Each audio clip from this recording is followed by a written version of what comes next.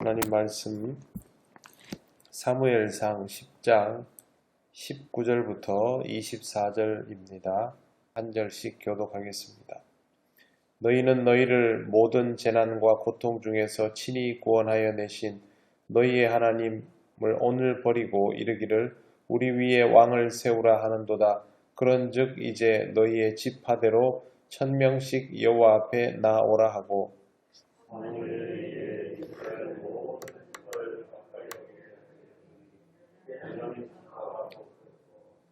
베냐민 지파를 그들의 가족별로 가까이 오게 하였더니 마드리의 가족이 뽑혔고 그 중에서 기스의 아들 사울이 뽑혔으나 그를 찾아도 찾지 못한지라.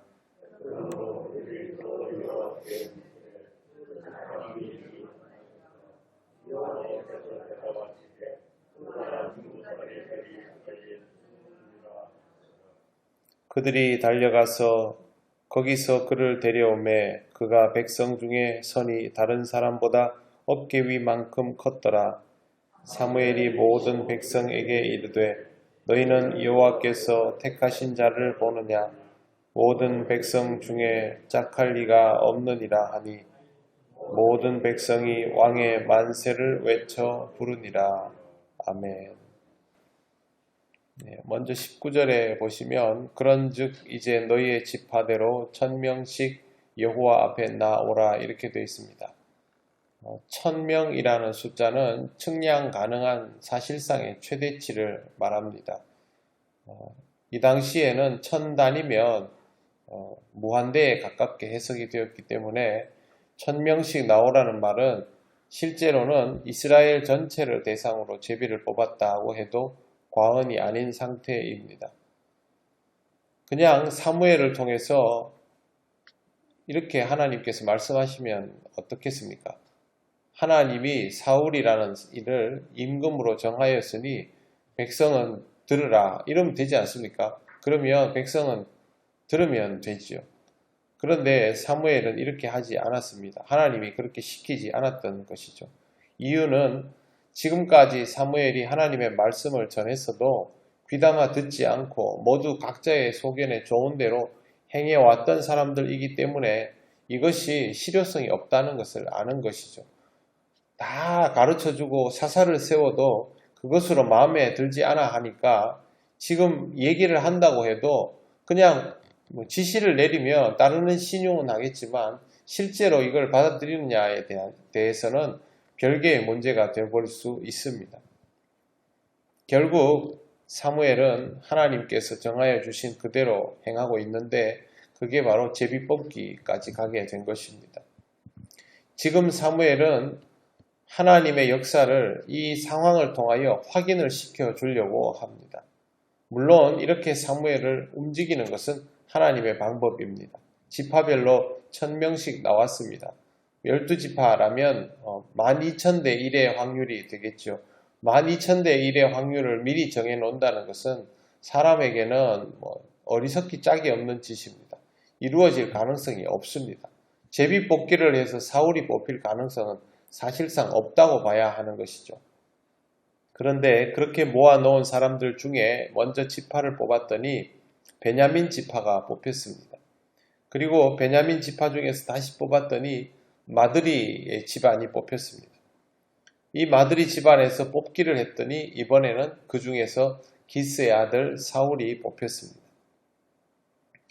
12,000대 1의 확률이 성공했던 것입니다. 문제가 있습니다. 사울을 찾을 수가 없습니다. 찾다 안 되니까 하나님께 이렇게 묻습니다. 그 사람이 여기 왔나이까? 보이지 않으니까 의심을 하는 것이죠. 하나님이 제비를 뽑는데 여기 오지도 않은 사람을 뽑아주셨나? 그러면 말이 안 되지 않나? 이런 생각을 하는 것이고 여러 가지 생각을 했겠죠. 하지만 하나님이 하시는 일이면 의심하지 않는 것이 옳습니다. 어떻게 했던 하나님의 선택은 맞으니까요. 하나님은 찾아주십니다. 그가 짐 보따리들 사이에 숨었느니라. 사울은 아직도 자신이 이것을 감당할 수 있다라는 생각을 하지 못하는 상태임을 알 수 있습니다. 본인이 준비가 안 됐다라고 생각하는 것이죠. 또 한 가지는 사람들도 사울이라는 인물에 대해서는 확신할 수 있는 단계가 아닙니다. 하나님이 하시는 일인데 이게 준비가 안 되어 있나 라는 생각을 하고 있다라는 것을 볼 수 있습니다. 그런데 23절 그들이 달려가서 거기서 그를 데려오매 그가 백성 중에 서니 다른 사람보다 어깨 위만큼 컸더라. 어깨 위만큼 컸다는 건요 정말 크다는 거죠. 그냥 가만히 있으면 바로 눈에 띌 정도의 신체를 가지고 있는 기골이 장대한 사람이라는 뜻입니다. 사람들 앞에 나온 사울의 모습은 나무랄 데 없었습니다. 용모도 출중하고 체구도 장대하고 이스라엘의 장수로 세워놔도 손색이 없을 그런 사람입니다.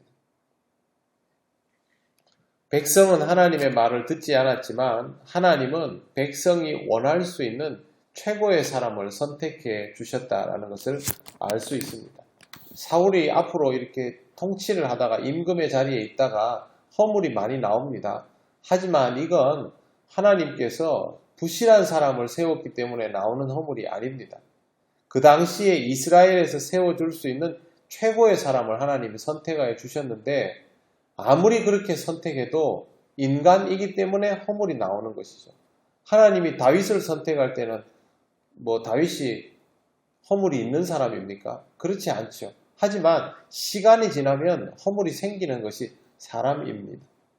우리는 이런 것들 때문에 하나님이 다윗보다 못한 사람을 세워주셨다 이렇게 생각하기 딱 좋은데 전혀 그렇지 않습니다. 24절 보십시오.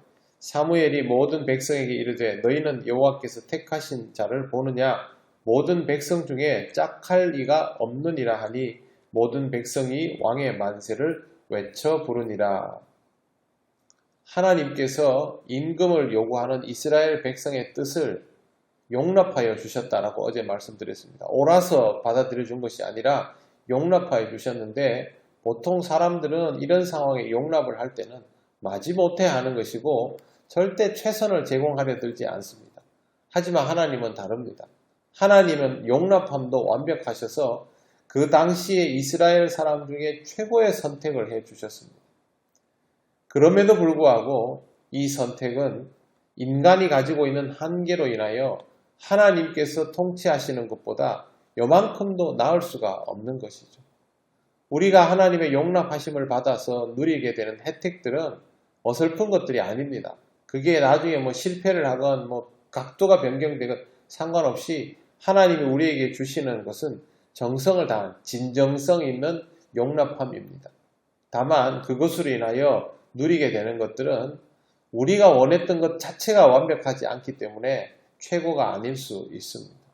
이스라엘이 사울을 통하여 경험하게 되는 것, 우리가 하나님의 용납함을 통하여 경험하게 되는 것은 하나님의 선택에 문제가 있는 것이 아니라 우리의 선택에 문제가 있다라는 것을 꼭 기억할 필요가 있습니다. 그래야만 하나님께서 우리에게 이렇게 은혜 주시는 그 마음을 조금이라도 더 헤아릴 수 있고 그 다음부터는 하나님께 더 맞춰갈 수 있습니다. 이스라엘이 임금을 세웠다가 고생을 했으면 그 다음엔 어떻게 해야 됩니까? 임금에 집착할 필요가 없어야 되죠. 그러나 그렇게 하지 못합니다. 하나님의 용납함을 또 다른 방향으로 나아가죠. 여러분은 더 지혜로운 삶을 살아가시기를 바랍니다. 오늘 우리가 하나님으로부터 이렇게 배려받고 있는 것에 대해서 옳다라는 생각을 하지 않도록 하시고 늘 감사한 마음을 가지시고 또 우리의 선택이 완벽할 수 없다라는 것을 스스로 인정하여서 그 부족함을 하나님의 은혜로 메워서 삶이 완성되어가는 그런 기쁨을 누리시기를 바랍니다. 그럴수록 지혜롭고 겸손한 삶을 살아가게 되실 것입니다. 기도드리겠습니다. 하나님 감사합니다. 하나님께서 이스라엘을 위하여 이렇게 정성을 다하여 주셔도 이스라엘이 좋은 결과를 볼 수 없음은 그들의 선택 자체가 완벽하지 못하기 때문임을 봅니다. 하나님께서 우리에게 주시는 놀라운 은총도 우리가 온전히 누리지 못하는 것은 하나님을 향한 우리의 바람 자체가 온전하지 못하기 때문임을 잊지 않게 하시고 하나님 앞에 더욱 겸손히 행하는 지혜로운 백성이 되게 하여 주시옵소서. 오늘도 하나님의 은혜 가운데 살아가는 우리 통영교회 모든 권속들 되게 하시고 하나님 앞에 겸손할수록 더욱더 풍성한 은혜를 누리는 복이 있게 하여 주시옵소서.